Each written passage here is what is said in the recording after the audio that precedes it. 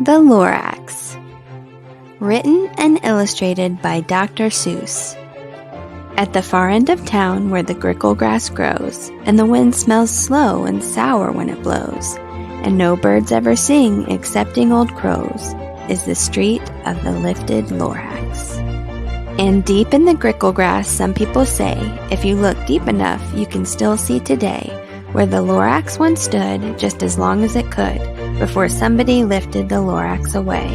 What was the Lorax, and why was it there? And why was it lifted and taken somewhere? From the far end of town where the grickle grass grows. The old Onceler still lives there. Ask him, he knows.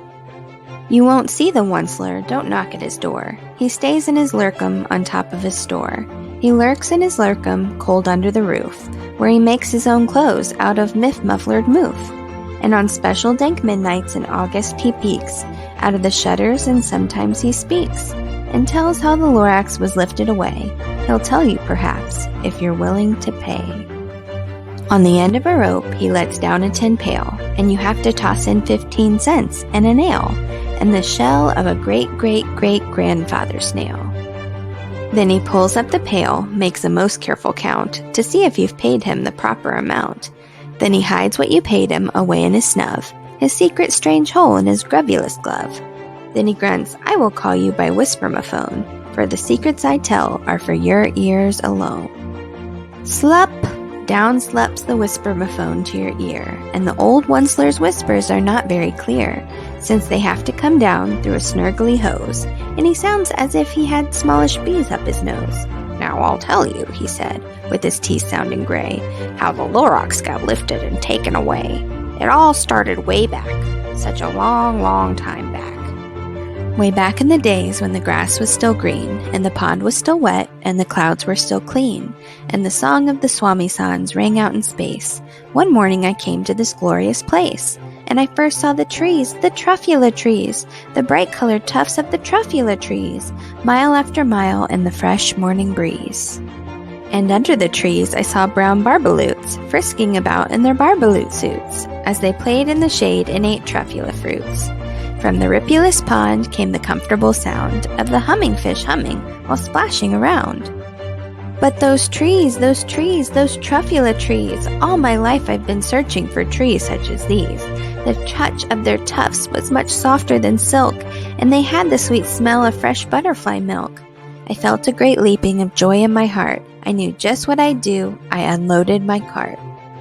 In no time at all, I'd built a small shop. Then I chopped down a truffula tree with one chop. And with great skillful skill, and with great speedy speed, I took the soft tuft, and I knitted a thneed. The instant I'd finished, I heard a gazump. I looked, I saw something pop out of the stump of the tree I'd chopped down. It was sort of a man. Describe him? That's hard. I don't know if I can. He was shortish and oldish and brownish and mossy, and he spoke with a voice that was sharpish and bossy. Mister, he said with a sawdusty sneeze, I am the Lorax. I speak for the trees. I speak for the trees have no tongues, and I'm asking you, sir, at the top of my lungs. He was very upset as he shouted and puffed, What's that thing you've made out of my truffula tuft? Look, Lorax, I said, there's no cause for alarm. I chopped just one tree. I am doing no harm. I'm being quite useful. This thing is a thneed.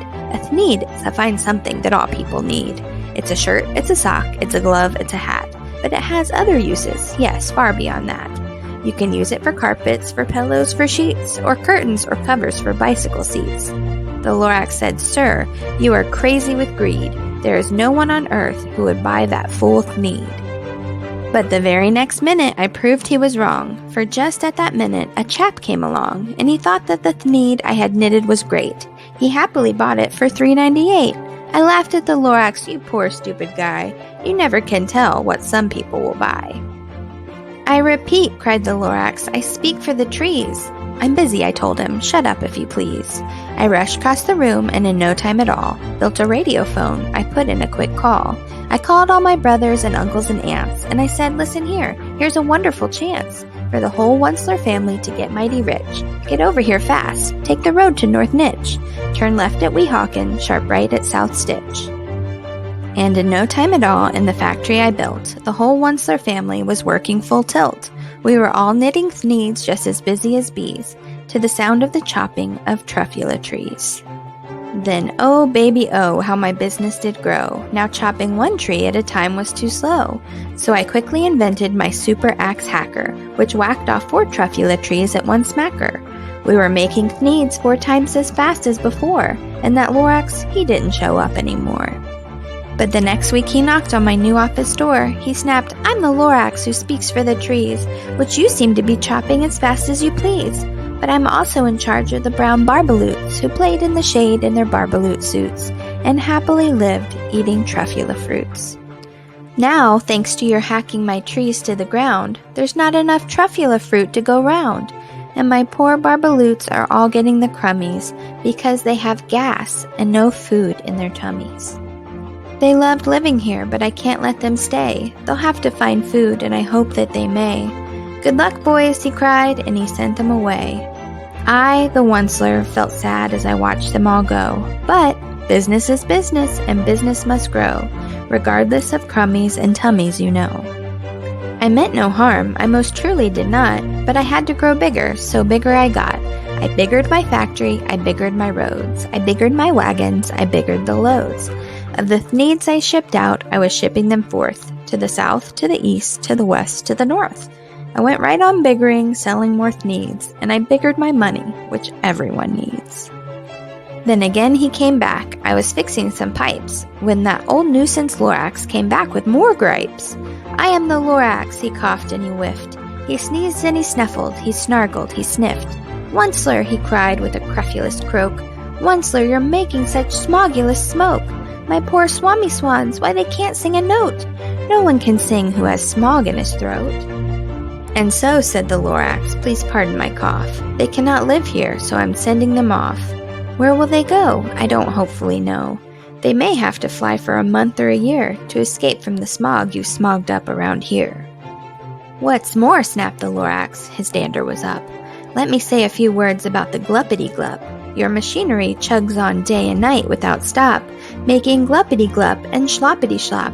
And what do you do with this leftover goo? I'll show you, you dirty old Onceler man, you. You're glumping the pond where the humming fish hummed. No more can they hum, for their gills are all gummed. So I'm sending them off, oh, their future is dreary. They'll walk on their fins and get woefully weary, in search of some water that isn't so smeary." And then I got mad, I got terribly mad. I yelled at the Lorax, "Now listen here, Dad. All you do is yap yap and say bad, bad, bad, bad. Well, I have my rights, sir, and I'm telling you, I intend to go on doing just what I do. And for your information, you Lorax, I'm figuring on biggering and biggering and biggering and biggering, turning more truffula trees into thneeds, which everyone needs." And at that very moment, we heard a loud whack. From outside in the fields came a sickening smack of an axe on a tree. Then we heard the tree fall, the very last truffula tree of them all. No more trees, no more thneeds, no more work to be done. So in no time my uncles and aunts every one all waved me goodbye. They jumped into my cars and drove away under the smoke-smuggered stars. Now all that was left neath the bad-smelling sky was my big empty factory, the Lorax, and I. The Lorax said nothing, just gave me a glance, just gave me a very sad, backward glance, as he lifted himself by the seat of his pants. And I'll never forget the grim look on his face when he heisted himself and took leave of this place, through a hole in the smog, without leaving a trace. And all that the Lorax left here in this mess was a small pile of rocks with the one word, unless. Whatever that meant, well, I just couldn't guess. That was long, long ago, but each day since that day, I've sat here and worried away. Through the years while my buildings have fallen apart, I've worried about it with all of my heart. But now, says the Onceler, now that you are here, the word of the Lorax seems perfectly clear. Unless someone like you cares a whole awful lot, nothing is going to get better. It's not. So, catch, calls the Onceler. He let something fall. It's a truffula seed. It's the last one of all. You're in charge of the last of the truffula seeds. And truffula trees are what everyone needs. Plant a new truffula, treat it with care. Give it clean water and feed it fresh air. Grow a forest, protect it from axes that hack. Then the Lorax and all of his friends may come back. Thank you for joining Mrs. Lindsay for The Lorax by Dr. Seuss. I can't wait to go on another book adventure. Come back to Mrs. Lindsay's Book Nook, where everyone is a reader. Be sure to subscribe. See you next time, readers!